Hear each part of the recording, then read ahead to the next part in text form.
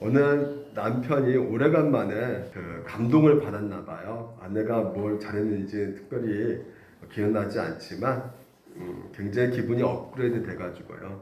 아내가 사랑스러워 보였습니다. 그래서 큰 인심을 쓰듯이 아내에게 이런 고백을 했어요. 여보, 내가 할 말이 있어. 무슨 말인지 한번 해봐. 내가 다시 태어나도 당신하고 결혼할 거야. 이렇게 고백을 했다고 합니다.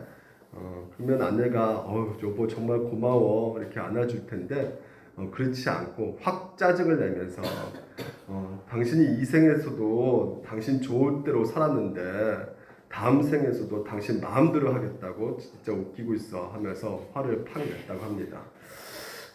여러분 똑같은 상황이 벌어질지라도요 사람마다 생각은 다 다르다는 것을 우리가 볼 수가 있습니다.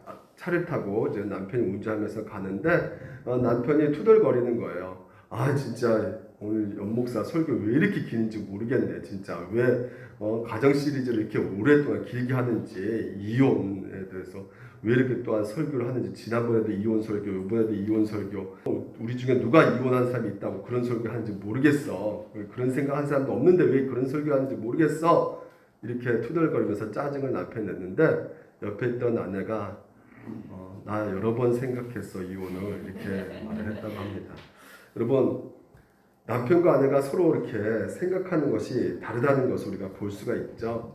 2021년도 혼인한 사람이 무려 19만 2,507명이라고 합니다. 하지만 이혼한 사람은 10만 1,673명이라고 합니다. 그러니까 평균 이 33세에 저는 초혼을 경험하고 50세 정도 이렇게 이혼한다고 합니다. 이게 우리나라 지난해 통계거든요. 그러니까 얼핏 보면 19만 명에서 10만 명이 이혼했으니까 그래도 절반은 있네라고 생각하겠지만요. 이거는 엄청난 진짜 어마어마한 사건입니다. 근데 이게 더 큰 문제가 뭐냐면 이제는 이혼을 별거 아니라고 이제 생각을 한다는 것이죠. 그러니까 예전에는 부부가 서로 갈등하고 이렇게 헤어지려고 하는 그 상황 속에서 양가 부모들이 말렸다고 하잖아요. 근데 이제는 둘이 어떻게 좀 갈등을 딛고 일어서려고 할 때 이제 오히려 더 양가 부모가 나서서 야 끝내라 찢어져라 헤어져라 무슨 그 남자에게 그 여자에게 소망이 있겠느냐 하면서 오히려 더 이렇게 부추기는 이혼을 부추기는 이런 시대가 되어버렸다는 것이에요. 도대체 오늘날 왜 이렇게 부부간의 갈등이 심하고 이혼한 사람들이 이렇게 많은가요? 더 무서운 것은 이혼한 사람들이 아니라 이혼하려고 마음을 품고 있으면서 사는 사람들이라는 것이죠. 서로에게 관심도 없고 뭐 부부의 정이라는 것도 모른 채 무덤덤하게 미워하고 이렇게 안타까워하며 살아가는 사람이 너무나 많다는 것이에요. 연할 때 사랑은 노력하지도 않고 이렇게 해도 되는데 이 결혼이라는 것은 물론 노력하지 않아도 될 경우도 있겠지만요. 노력해야 할 때가 너무나 많이 있다는 것입니다. 그러니까 여러분 사람과 사람들이 만나서 얼마나 많이 좋을 수가 있겠습니까? 항상 만족할 수는 없는 것이죠. 우리가 완전하신 하나님의 사랑을 우리가 받고 회심한 자라도 하나님께 대한 우리의 마음은 때로는 우리가 실증 날 때도 있는데 도덕적으로도 모순이 있고 또한 완전하지 않는 사람에게 무한한 매력을 느끼고 있다면 이게 과연 가능한 일이겠습니까? 불가능한 일이죠. 그래서 우리가 이런 상황 속에서 어떻게 이런 모든 문제들을 극복해야 될지 오늘 부부의 날 남편과 아내에 대해서 한번 여러분 같이 설교를 나눠보자 합니다. 우연치 않게 방송 다큐멘터리를 봤는데 그 주제가 무엇이냐면 부부는 무엇으로 사는가라는 주제를 가지고 방송한 프로그램을 봤어요. 그러니까 생각하게 만드는 질문이죠. 부부는 무엇으로 사는가? 여러분 부부는 무엇으로 사는 것일까요? 자식 때문에? 애정인가요? 아니면 성인가요? 아니면 돈인가요? 아니면 뭐 의리인가? 그러니까 결혼이라는 것이 이게 무슨 관계인지는 정말 이거 좀 알 수 있을 것 같다고 생각되지만 시간이 흐를수록 이게 모르는 게 태반이라는 것이죠. 그렇게 좋아서 살아가다가 또 여러분 헤어질 때는 그렇게 원수처럼 이렇게 헤어지게 되는 것이 이게 그런 이 부부 관계인 것 같아요. 그러니까 남자와 여자는 왜 결혼을 해야 되는 것이며 또한 둘은 또한 어떻게 살라고 하는 것인지 여러분 우리가 그것에 대해서 굉장히 궁금하고 모를 때가 너무나 많이 생긴다는 것이죠. 근데 하나님은 오늘 이러한 질문에 대해서 답을 갖고 계실까요? 안 갖고 계실까요? 네, 하나님은 답을 갖고 계신다는 것입니다. 왜 그럴까요? 하나님께서 우리를 창조하셨기 때문에 하나님께서 우리가 독초하는 것을 원치 않으셔가지고 이 결혼한 제도를 하나님께서 만드셨기 때문에 하나님께서 갖고 계신 그 청사진, 그림들이 있단 말이죠. 그래서 성경에서 말하는 이 결혼관, 성경에서 말하는 이 부부라는 것에 대해서 우리가 배우고 따라가게 되면 이 결혼이라는 것을 통해서 가져다 주는 축복을 우리가 만끽하게 되는 것이고요. 오히려 이 반면에 이 성경의 원리를 따라가지 않으면 누릴 수 있었던 축복을 놓칠 뿐만 아니라 이 결혼이라는 것이 무거운 짐으로 우리 가운데 다가오게 된다는 것입니다. 그래서 우리는 성경으로 돌아가야 된다는 것이죠. 오늘도 이 본문이 이 부부 이혼에 대해서 말하고 있는 상황 속에서 먼저 이렇게 말을 하고 있어요. 오직 하나를 만들지 아니하셨느냐? 어째 하나만 만드셨느냐? 이렇게 지금 현재 말라기 저자가 말을 하고 있는데 이 말라기 저자 또한 지금 현재 상황 속에서 하나님께서 이렇게 지금 짝져 놓으신 것을 왜 너희들을 갈라놓게 하느냐 하면서 창세기 2장 24절을 가지고 얘기를 하고 있단 말이죠. 그러니까 창세기 2장 24절은 이러므로 남자가 부모를 떠나 그 아내와 합하여 둘이 한 몸을 이룰지로다 이거거든요. 한 몸을 이루어준 것을 왜 너희들이 나누려고 하느냐라는 것을 지금 현재 이 말라기 저자가 얘기를 하고 있으면서 뭘 지금 현재 끄집어내고 지금 현재 얘기를 하고 있는 것입니까? 바로 하나님의 창조 원리를 가지고 얘기를 하고 있단 말이죠. 그러니까 오늘도 마찬가지입니다. 우리가 어디서부터 출발해야 되냐? 우리가 삶 속에서 삐끄덕거릴 때, 뭔가 고통스러울 때, 뭔가 이상하게 되어가고 있을 때 여러분 다시 하나님의 창조의 원리로 돌아가야 된다는 것이죠. 그러면 창조 원리가 무엇일까요? 바로 오늘 주제인 언약이라는 것입니다. 언약 상태 하나님께서 만들어주신 그것을 우리가 다시 한번 이 말씀을 통해서 배워가야 된다는 것입니다. 그래서 오늘 본문을 정리해보면 이겁니다. 우리가 10절부터 12절까지가 바로 이방인과 결혼 문제를 다루고 있고요. 그리고 13절부터 16절까지가 이 이혼 문제를 다루고 있다는 것이에요. 1번은 우리가 지난 시간에도 제가 집중적으로 여러분에게 말씀을 드렸던 것 같아요. 불신자의 결혼. 그러니까 지금 현재 다시 한번 좀 정리해보면 이 말라기 시대 때 이스라엘 백성들이 이제 바벨론 포로에서 귀환하지 않습니까? 예루살렘으로. 근데 이 공동체가 형성하는 가운데서 가장 심각한 문제가 발생되어지는 것이 무엇이냐면 이방인과 결혼을 하고 있단 말이죠. 이방인과의 결혼, 다시 말해서 이스라엘 국가의 주변 국가인 해족속, 애굽, 그리고 모압 이런 여인들과 이게 결혼하면서 섞이는 문제가 생겼단 말이에요. 근데 더 큰 문제는 뭐냐면 이 레위인과 그리고 이 제사장들까지도 이 지금 현재 섞이는 문제 가운데 놓여져 있다는 것입니다. 근데 여러분 율법 규례에 보면 이방 사람하고 결혼하지 말라는 것이 분명히 나와 있음에도 불구하고 그들이 몰랐다고 이렇게 핑계를 둘 수가 없을 정도로 확실하게 성경에서 분명히 율법 가운데 제시하고 있거든요. 근데 왜 이들은 자꾸 이방 여자하고 결혼의 그 문제에 자꾸만 빠지게 되는 것인가? 왜 그럴까요? 이방 여인들에게 우리가 알 수 없는 어떤 강력한 유혹이 있는데 이 이스라엘 백성들이 그 유혹을 이겨내지 못하고 있는 것입니다. 그러니까 끌어당기는 것은 구체적으로 나와 있지 않아서 우리가 잘 모르겠지만 어떤 외적인 조건들이었던 것이죠. 그러니까 뭔가 외적으로 좋아 보이는 것이 있었던 것이에요.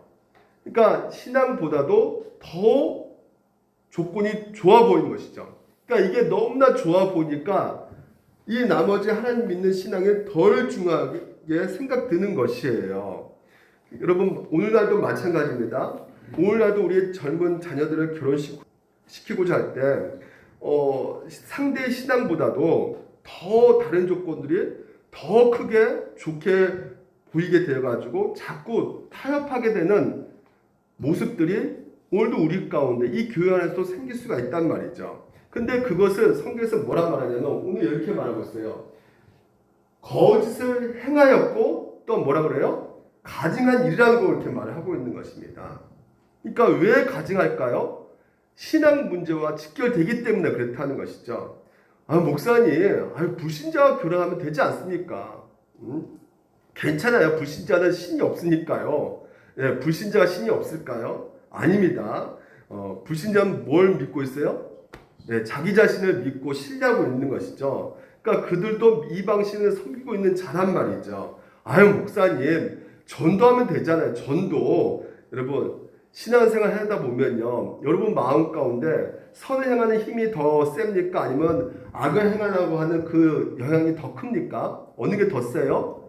예, 가만히 있으면 육체에서 나오는 것이 죄밖에 없는 거예요. 그렇기 때문에 하나님이 싫어하는 것을 가만히 있으면 당연히 하게 되는 것이 바로 인간의 본능이란 말이죠. 그러니까 불신자와 결혼하면 상대방이 정말 예수 믿고 구원받는 아주 그냥 설득력 되고 그냥 컨셉이 좋게 느껴지지만 실제로 여러분 오히려 어떤 일이 벌어지냐, 정반대로 가능성이 훨씬 더 많다는 것입니다. 보십시오. 뭐라고 하냐면 여호와께서 사랑하시는 그 성결을 욕되게 했다는 말이에요. 성결을 욕되게 했다는 건 무슨 말입니까? 거룩을 상실했단 말이죠. 하나님이 갖고 있는 그 거룩을 상실했다는 것이에요. 다시 말해서 완전히 그 이방인에 따라서 세속화돼 버린 것이죠. 그러니까 남편이 주일날 무슨 예배야? 골프 치러 가자. 그러면 골프 치러 가는 것입니다. 하나님께서는 경고하고 계세요. 뭐라고 합니까? 야곱의 장막 가운데서 반드시 어떻게 해요? 끊어버리게 하신다는 것입니다. 다시 말해서 멸망케 하신다는 것이에요. 그러니까 여러분 우리가 걱정되는 것이 무엇일까요? 우리 자녀들이 걱정되는 것이죠. 근데 여러분 걱정 안 하셔도 되는 것이 자녀들이 정말 예수님을 사랑하고 하나님의 영광이 인생의 최우선을 두게 된다면 안 믿는 사람에게 매력을 느낄까요? 안 느낄까요? 예, 안 생깁니다. 잘 안 생겨요. 왜? 예수 믿는 자녀이기 때문에 자연스럽게 예수 믿는 자를 당연히 그 반려자로 찾게 되는 것이죠. 그렇습니다. 그러니까 부모로서는 어떻게 해야 될까요? 그러니까 당연히 우리 자녀들에게 예수를 자꾸 소개해 줘야 되고 복음을 자꾸 얘기해 줘야 되고 또한 그것을 놓고 우리가 어떻게 해요? 기도를 끝까지 하셔야 되는 것이죠. 목사님 나 형제 자매 못 찾을 것 같아요. 여러분 그것은 우리 생각이고요. 우리 하나님 아버지는 80억 인구 모든 머리 숫자까지 다 알고 계시고 머리카락 숫자까지도 다 알고 계신 분인 것을 믿으십니까? 전지전능하신 분이시란 말이에요. 그 때문에 하나님께서 반드시 우리 자녀를 위한 최고의 배우자를 하나님의 그 타이밍에 맞춰서 준비하신다는 것을 여러분 끝까지 믿고 기도하시기를 주님의 이름으로 축원드립니다. 오늘 여기까지 하고요. 이혼 문제입니다. 두 번째. 오늘 보게 되면요. 이스라엘 백성들이 문제가 생겼는데 하나님의 제자 앞에서 울고 있어요. 막 울음과 탄식으로 여호와 앞에 막 가리게 되었다. 펑펑 우는 것입니다. 그러니까 왜 우냐면 하나님께서 그 봉헌물, 다시 말해서 현금을 받지 않으신다는 것이죠. 그러니까 너무나 괴로운 것이에요. 그들에게는요. 그래서 왜 이렇게 되었느냐 그 이유를 이제는 묻게 되는 것입니다. 어찌 됨입니까? 이렇게 물어봤더니 끝에 보면 너가 그에게 거짓을 행하였도다 이렇게 말하고 있어요. 거짓 행했다는 것은 무슨 말이냐면 쉽게 말해서 이혼했다라는 것이죠. 그래서 오늘 여기서 중요한 핵심적인 키포인트 단어가 세 가지예요. 그게 뭐냐면 바로 우리가 하늘색으로 되는 것, 여호와께서 증인이 되신 것이고 또한 짝이고 또한 서약한 아내라는 것. 이게 서약한 아내가 바로 무엇이냐면 언약의 남편이고 언약의 아내라는 것이죠. 그러니까 그냥 부부관계가 아니라 언약 아래에서 하나님께서 맺으시는 바로 남편이고 아내가 되었다는 것입니다. 그리고 하나님께서는 그 언약의 증인이 되셨다는 것이에요. 그래서 먼저 우리가 하나씩 살펴볼 텐데, 먼저 짝이라는 것이죠. 짝. 예. 여러분 따라서 해볼까요? 짝. 예. 히브리 단어 이게 배우자라는 뜻인데, 이게 무슨 뜻이냐면 친구예요. 친구. 동지입니다. 그러니까 아내는 나의 친구라는 것이요. 남편은 나의 친구라는 것이죠. 여러분 배우자 표현할 때 주로 잘 또 쓰는 비슷한 단어가 무엇일까요? 반려자 하잖아요. 예. 반려자가 무슨 뜻이냐면 짝이 되는 동무라는 뜻이에요. 그러니까 배우자라는 것은 무엇이냐? 평생 함께 동행하는 짝이라는 것이죠. 동반자라는 것이에요. 그래서 평생 함께 가는 친구와 같은 존재라는 것입니다. 고달픈 인생을 서로 의지하면서 서로 힘이 되어주고 붙들어주는 같이 가는 이런 사이가 바로 부부라는 것입니다. 그 두 번째는 무엇이냐면 언약의 남편이고 아내라는 것이에요. 이 서약했다는 것이죠. 그러니까 부부라는 것은 결혼해서 부부가 되는 것이 아니라 언약에 의해서 묶여진 관계라는 것이죠. 그래서 이 서약 쉬운 말로 약속이라는 것이에요. 약속. 그러니까 두 사람이 약속을 맺었다는 것이죠. 우리가 하나님의 언약이라는 것은 무엇입니까? 하나님과 이스라엘 백성들이 약속을 맺었다는 거 아니겠습니까? 그래서 하나님께서 그 약속을 끝까지 충실하게 이행하시죠. 그렇다면 부부라는 것은 무엇입니까? 언약에 의해서 맺어진 관계라는 것이에요.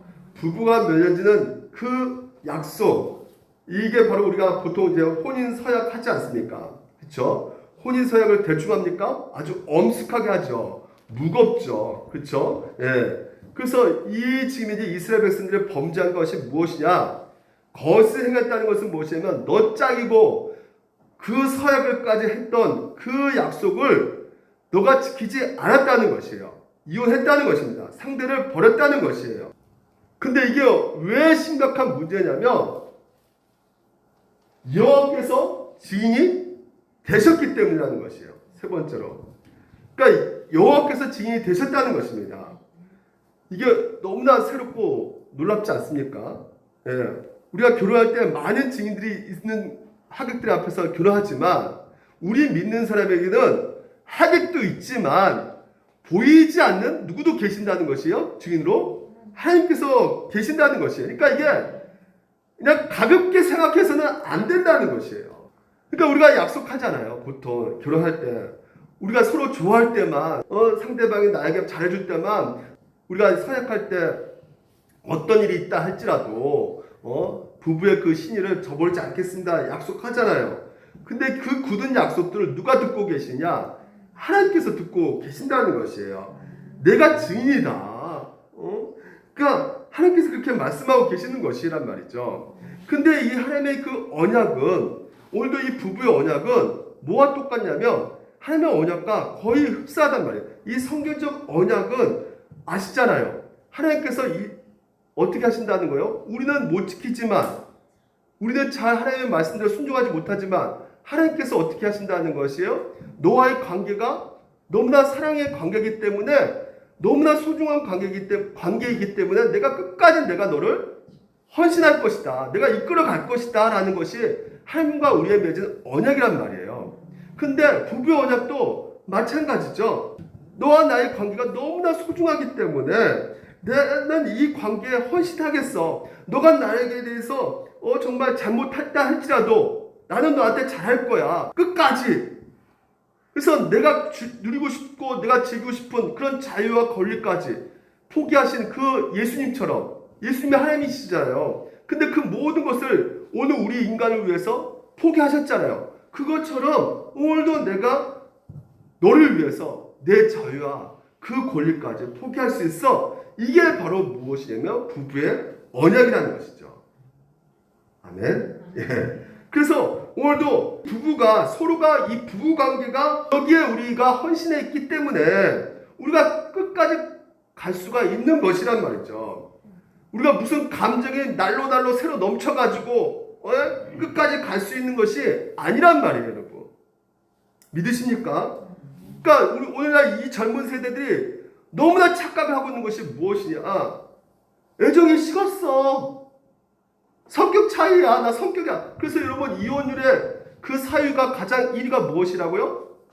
47%가 성격 차이라는 것이죠. 근데 여러분 반드시 기억할 것이 무엇이냐면 부부 연합을 깨트리는 것은요. 성격 차이 남편이 잘못했고 나하고 안 맞고 이래서 연합을 깨트려지는 것이 아니란 말이죠. 물론 인간이기 때문에 그런 요소가 없는 것은 아니지만요.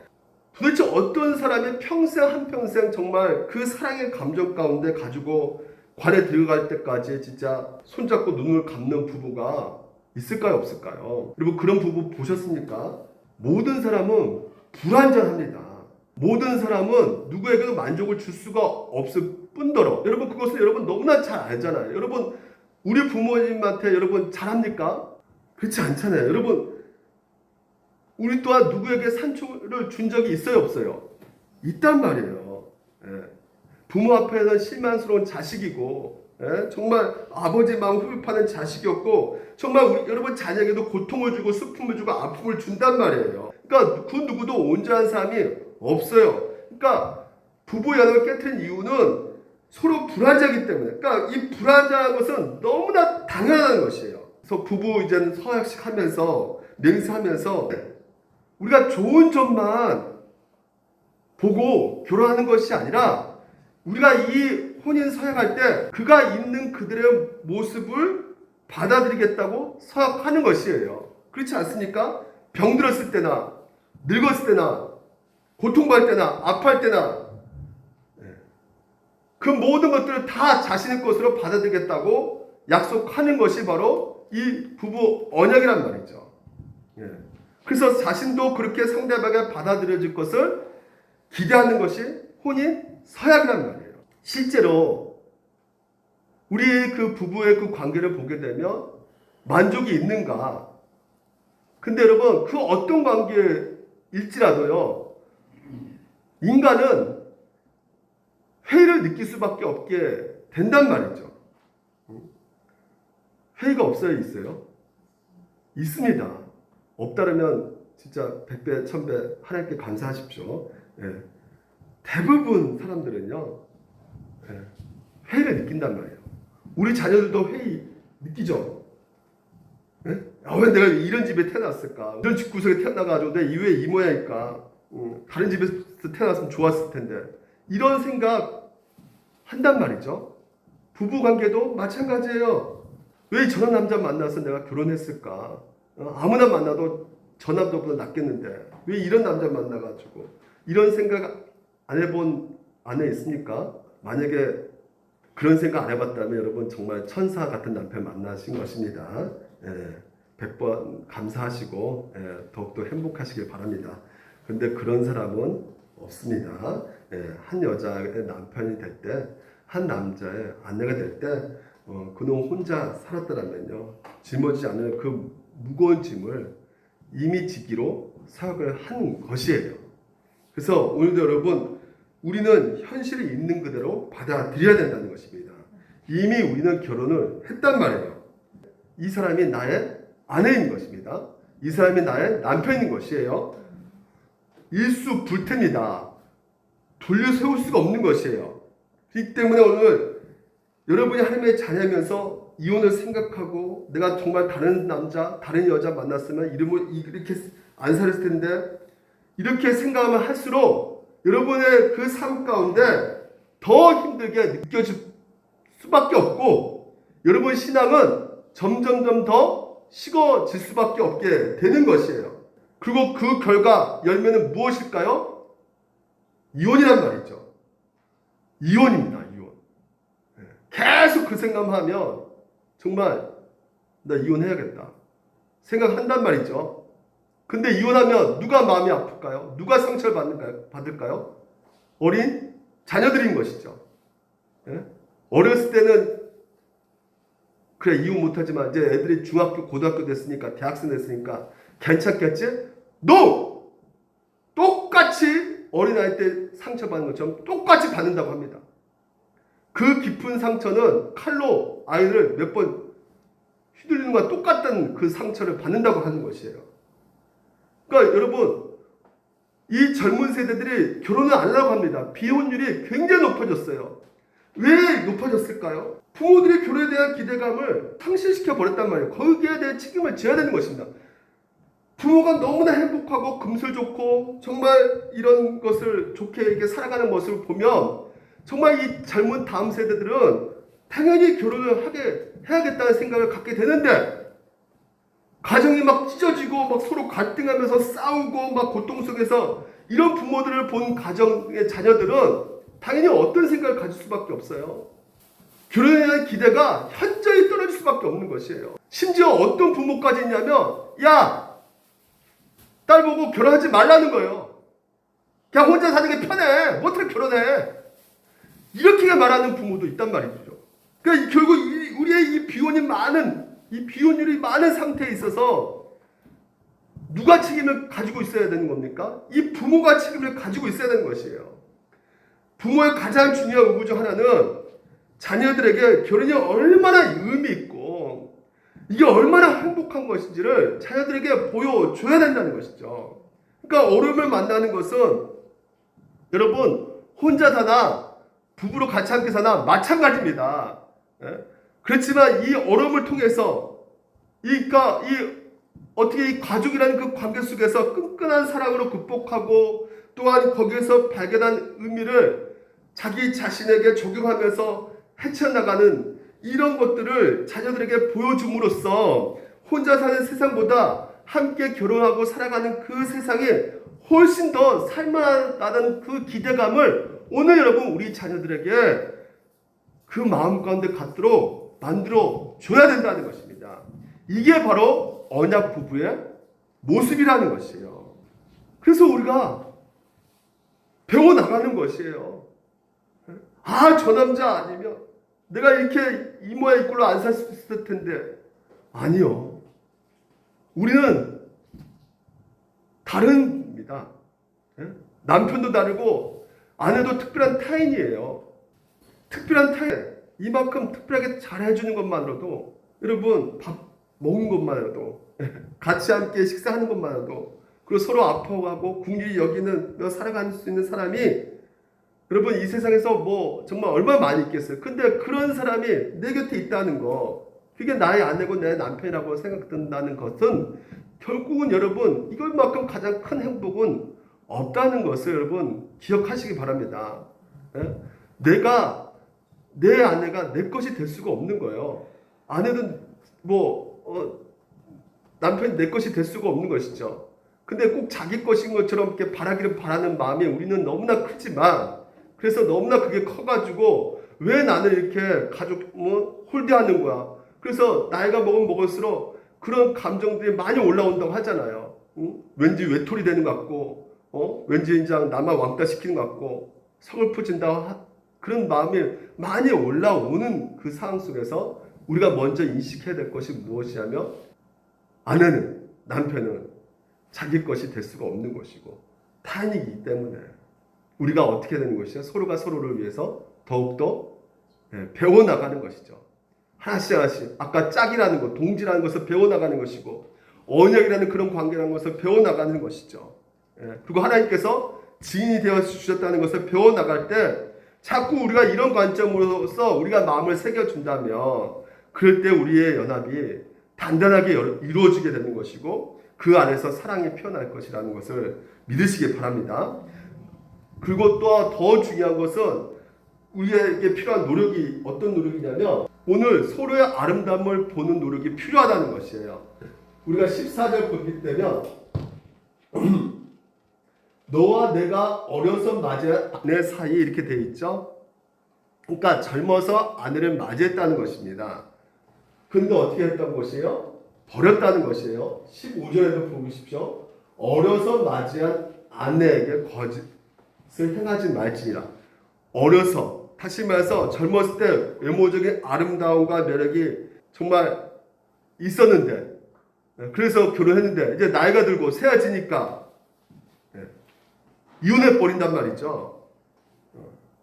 그러니까 더 젊고 이쁜 여인을 취하고자 하는 그런 목적으로, 그러니까 그게 이방 여자일 수도 있는 것이죠. 한마디로 이거 공동 번역에서 뭐라 나오냐면 조광진처예요. 예. 버려버린다는 것이죠. 이거 하나님께서 싫어한다, 좋아한다? 매우 싫어한다. 미워한다는 거예요. 16절 말씀 볼까요? 이스라엘 하나님 여호와께서 이르노니 나는 이유하는 것과 옷으로 학대를 가리는 자들을 어떻게 해요? 미워한다는 거예요. 그러니까 이것은 미워하는 건 그냥 미워하는 것이 아닙니다. 너무나 싫은 거예요, 하나님은요. 근데 여기서 보면 학대를 가리는 자들도 미워한다네요. 그러니까 학대, 이 옷으로 학대를 가리는 자. 옷은 뭘 상징하냐면 히브리 사람들에게는 부부의 관계를 상징하는 것이에요. 근데 그 부부의 관계를 사랑의 옷으로 덮는 것이 아니라 뭘로 덮어버린다고요? 폭력으로, 학대로.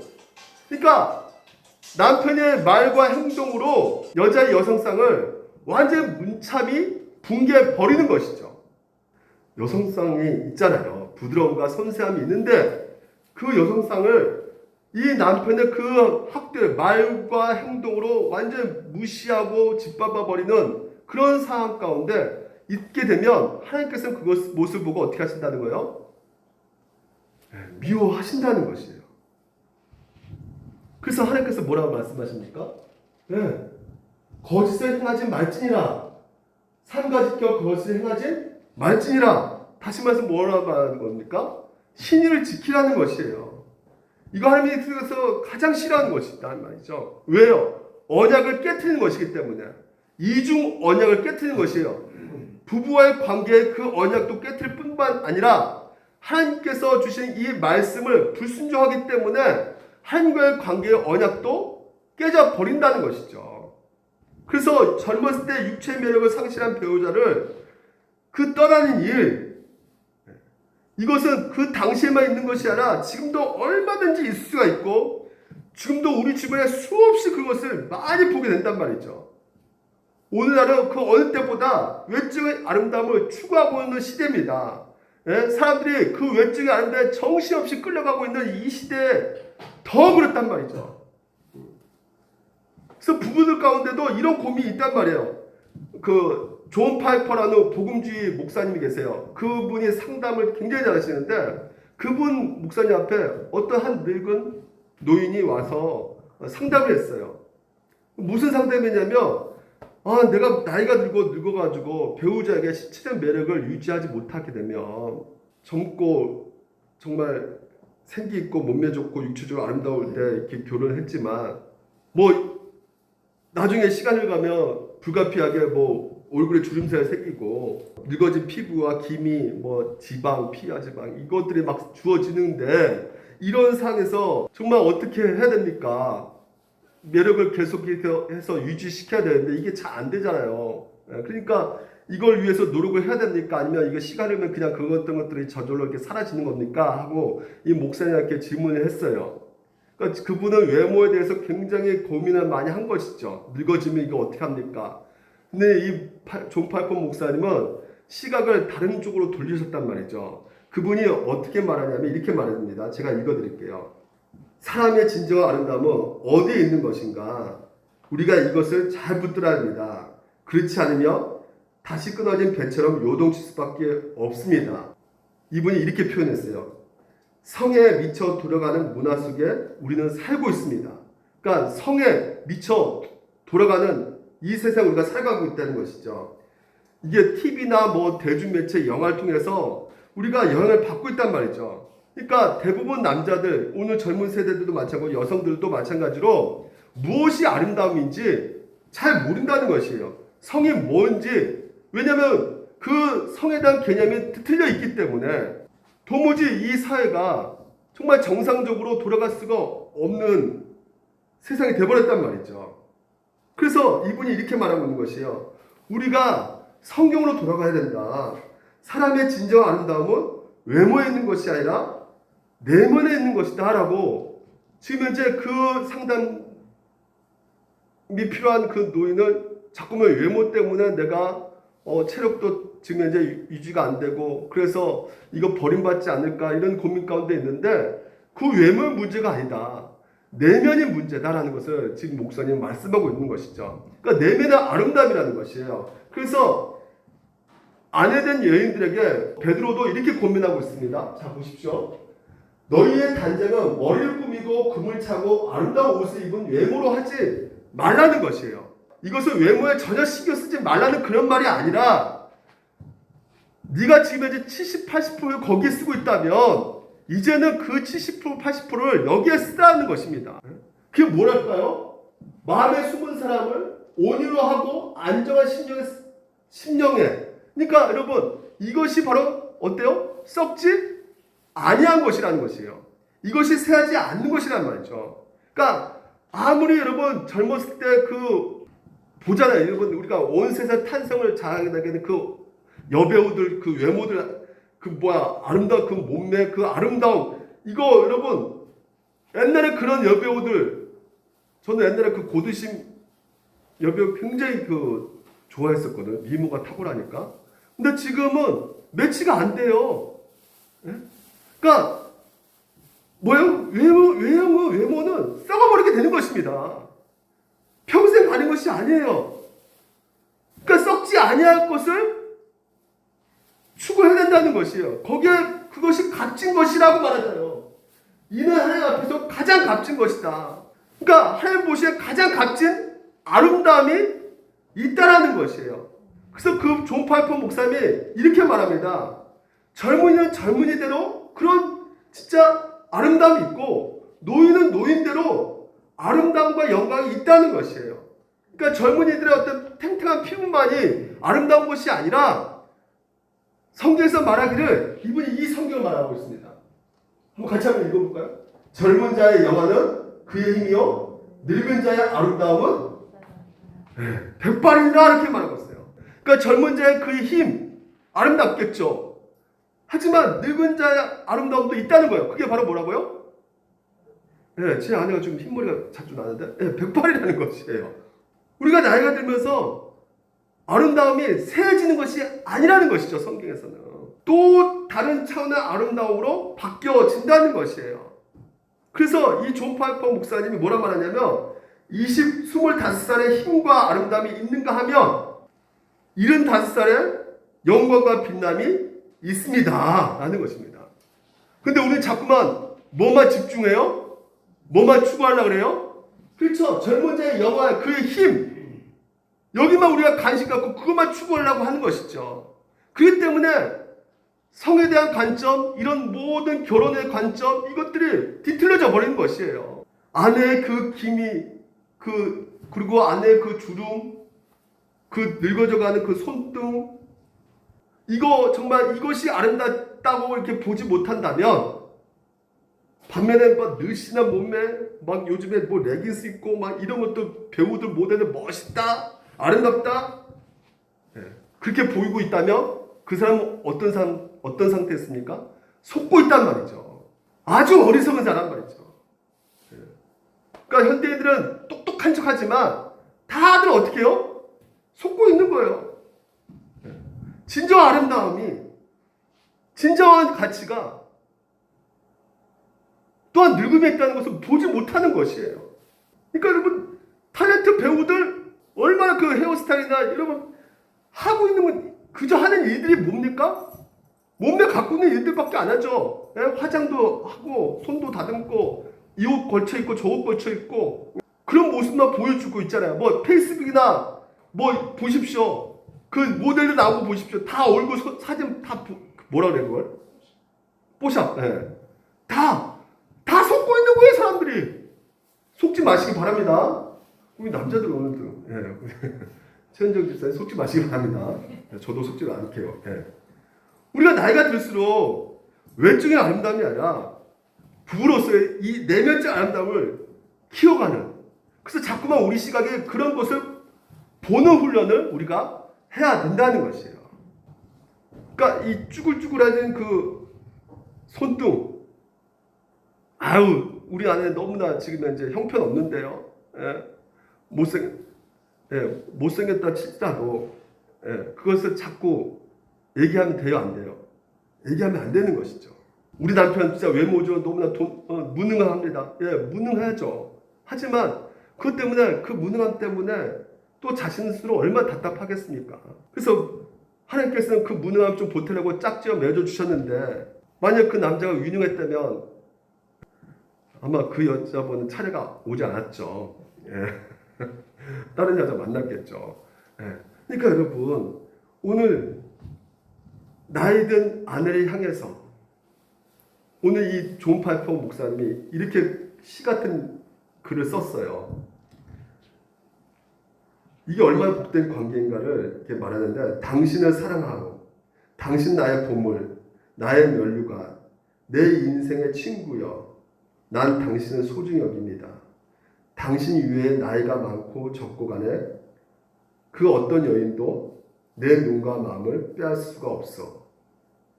세상에 있는 모든 여인 가운데 나는 당신을 선택했고 지금도 선택하오. 여러분, 성경에서는 완벽한 부부가 되어라 이렇게 말하고 있지 않아요. 오늘 여러분, 성경 관점에서 오늘도 하나님의 시각에서 남편과 아내를 보라는 연습을 하고 있습니다. 지금 어떤 상태에 있는 것입니까? 하나님의 시각에 볼 때는 내 아내는 평생 함께 가는 친구죠. 남편도 마찬가지입니다. 동반자예요. 그래서 엄숙한 언약에 의해서 아내와 남편이 된 사람이고, 하나님께서는 이 언약의 증인이 되어 주셨다고 말씀하고 있습니다. 그렇기 때문에 나는 당신을 선택했고 지금도 선택한다. 더 중요한 건 뭐예요? 지금도 선택한다. 이 말이죠. 왜요? 하나님이 지인이시기 때문에. 하나님이 지인이시기 때문에 무슨 다른 선택을 할 수 있겠습니까? 하나님이 보고 계시는데 누구를 선택할 수 있겠어요? 근데 여러분, 이것이 오늘 우리 가운데 연약한 인간이기 때문에 성경에서 오늘 이것이 되지를 않잖아요. 그래서 마지막으로 이는 경건한 자손을 얻고자 하심이라. 경건한 자손을 얘기하고 있어요. 여러분, 이 경건한 자손이 누구일까요? 성경에서 줄기차게 구약과 신약에서 얘기하고 있는 이야기가 뭡니까? 누구를 얘기해요? 부부 얘기입니다. 성경은 자세히 보면요, 아담과 하와를 창조하셨죠. 하나님께서 중매자가 되셨습니다. 연 4개 주셨어요. 그리고 이들이 죄가 들어가지고 갈라섰죠. 하지만 요한계시록 보게 되면 어떻게 합니까? 결국 예수님께서 오셔가지고 혼인잔치를 여셔가지고 하나 되게 하시죠. 경건한 자손은 결국 누구를 말하는 것일까요?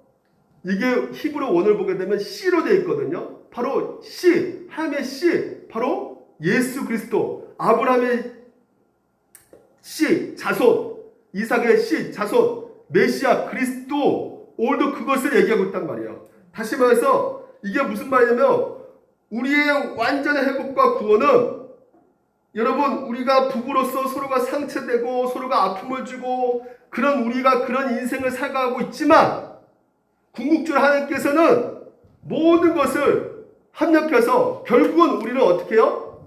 경건한 자손으로, 예수 닮아가는 사람으로 만들어 가시겠다는 것이에요. 그래서 오늘도 우리 배우자를 통해서 누구를 소망해야 될까요? 그리스도를 보셔야 된다는 것이죠. 주님만이 나의 참된 신랑이구나. 이거 누가 가르쳐주는 사람이 누구라고요? 배우자란 말이에요. 배우자. 그러니까 크리스찬 가정의 궁극적 행복은 부부 행복이 아닙니다. 여러분, 우리가 많이 착각하고 있는 것이 뭐냐면, 궁극적 목적은 그게 아니라, 삶의 제일된 목적은 우리가 세례받을 때 웨스트민스터 신앙고백서에서 하나님을 인해서 어떻게 해요? 하나님을 영화롭게 하고 그로 인해서 즐거워하는 것이잖아요. 그러니까 삶의 제일된 목적이, 믿음의 가장 궁극적 목적은 서로 즐거워하는 것이 아니에요. 아내를 바라보며 즐거워하는 것도 아니고 남편을 바라보고 즐거워하는 것이 아니라, 그 안에 소망이 없다는 것을 발견하시고, 우리가 해야 될 부분이 무엇이냐면, 부부가 만나서 그 안에서 하나님을 기뻐하는 것입니다. 하나님이 기뻐하는 것에 소망을 두셔야 되는 것이에요. 그러니까 그런 과정 가운데 하나님께서는 또한 우리 가운데 부부의 행복을 주시는 것이죠.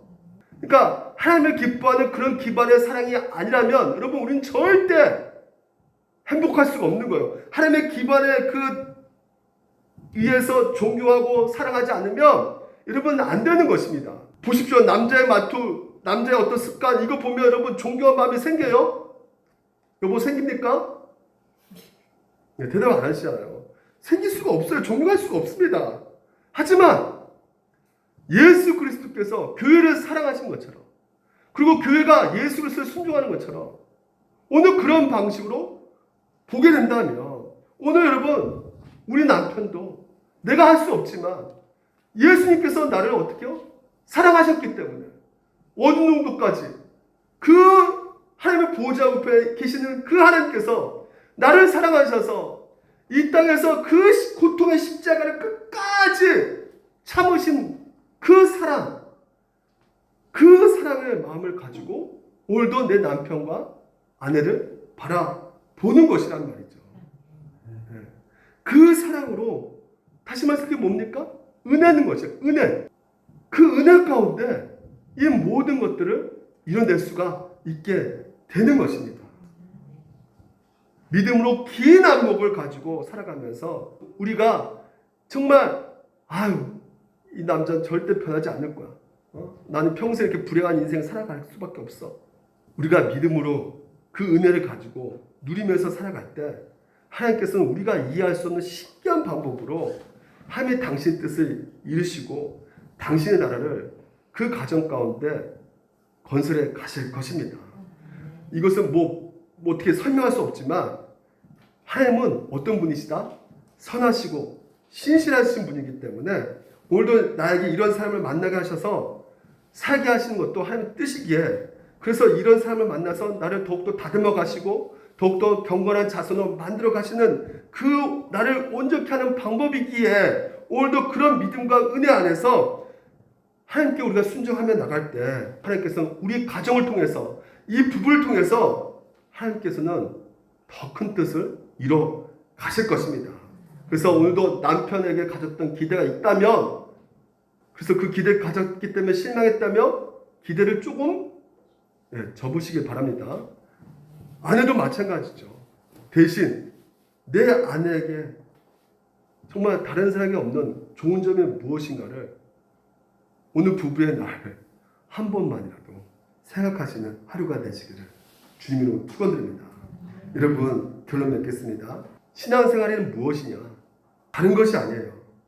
하나님의 은혜를 받아가면서 그래서 오늘도 우리의 가정 그 모든 문제를 우리 하나님께서 다 알고 계시고 그래서 하나님께서 그 어느 순간도 우리를 버리지 않으시고 비록 우리는 그것이 어떤 길인지 잘 모르지만 내 아내를 통해서 그리고 내 남편을 통해서 끊임없이 우리가 이 힘든 그 삶 속에서 괴로워하고 신음하고 그래서 남편부터 충분히 받지 못한 사랑으로 인해서 더욱더 하나님을 기대하고 그 하나님께 토하면서 살아갈 때 어떻게 보면 남편의 부족과 아내의 부족이 오늘도 우리를 경건의 세계로 움직여가는 도구라는 것을 그래서 여러분 분명하게 아내 때문에 하나님을 사랑하는 것이 아니라 하나님 때문에 아내를 사랑하고 하나님 때문에 남편을 사랑하기 때문에 잠시 우리가 실망을 느낄지라도 오히려 그들을 사랑하게 하신 하나님을 더 의지하는 가운데 살아가는 결심을 우리가 하게 된다는 것이죠. 그래서 여러분 오늘도 만약에 혹시라도 한 달 10년만 참고 후에 내가 결단하겠어. 이혼 결단하겠어. 혹시라도 그런 결심을 하고 있다면 여러분 오늘 이 말씀을 깊이 숙고하시고 여러분의 그런 감정들을 하나님께 토하시면서 하나님께 더욱더 은혜를 구하시며 그래서 지혜를 가진 남편 아내가 되게 하여 주시사 하나님께서 오늘도 이 결혼을 통하여서 주신 그 아름다운 관계를 유지하시기를 주님 이름으로 축원드립니다. 기도하겠습니다.